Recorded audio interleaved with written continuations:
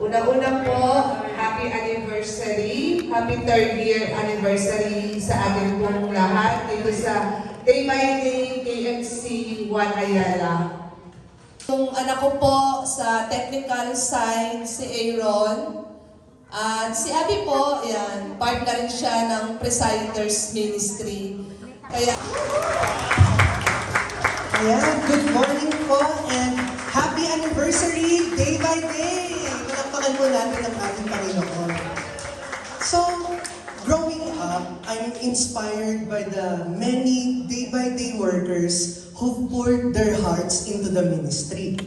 I am grateful to God for surrounding me with leaders, with ministers, teachers, worshipers who I am blessed to have as friends.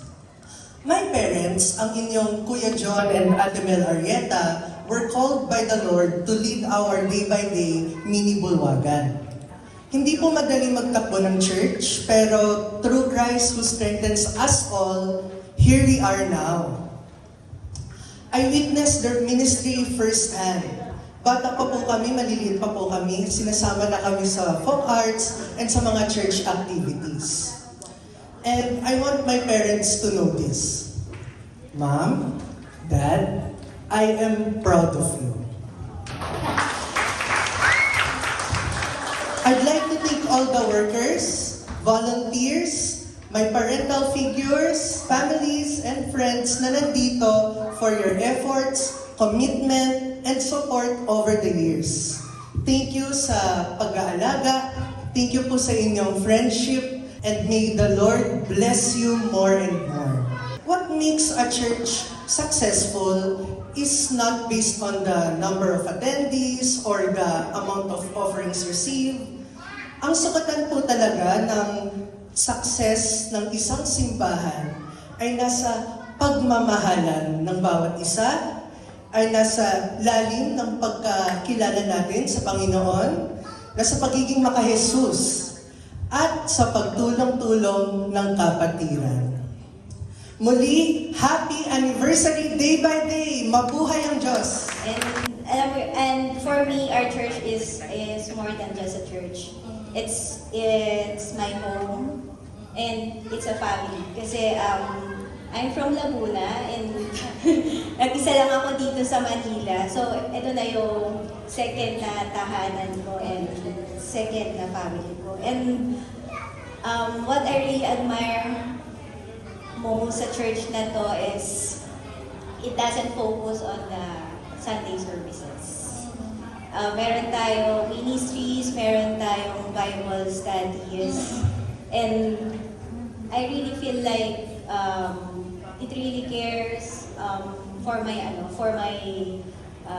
whole being, spiritually, not only spiritually, hindi lang siya emotionally, practically, na nag-care siya sa akin. And kahit na iba-iba tayong tao, iba-iba yung pinagmula natin, iba-iba yung pinagdadaanan natin, the church always creates a space for us to feel safe, to feel seen, to feel supported. And I'm very thankful to be part of this church that lives out what it preaches and really embodies the grace and love of God.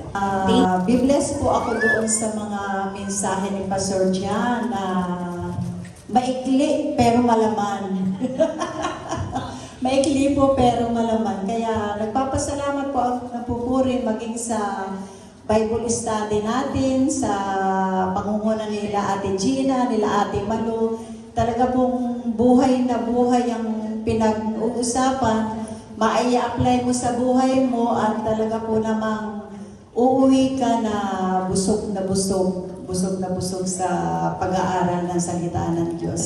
Iyon lang po. Kaya si Kuya John, from the start, siya po ay tinulungan ko talaga, ma-maximize niyo po yung talent ko through planning, organizing, leading and controlling, doing programs, doon ko siya tinulungan. And of course, worship. Talaga? May planning pa ba sa church?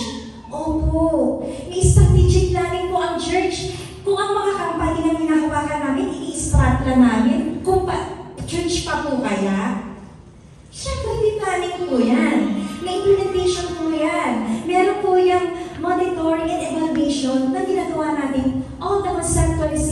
of the program, dumadaan po yan sa pag-uusap talaga namin mag-asawa. And what happened was, napag-isip ako ulit. Ang inisip ko, yung sinabi ulit ni Lord, what you sow, you shall reap. Totoo po yun.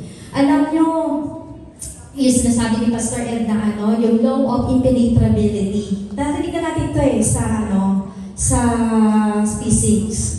Ang law of impenetrability, ang ibig sabihin niya, two objects cannot occupy one space at the same time. Hindi pwedeng dalawang object ay magsiksikan sa isang space. Ang ibig sabihin nun, kung kiniklaim natin na mga Jesus tayo dito, walang lugar ng galit, walang lugar ng negativity, and walang lugar ng mga bagay na pangit. Kasi mga Jesus yung natin, this is our culture in our church.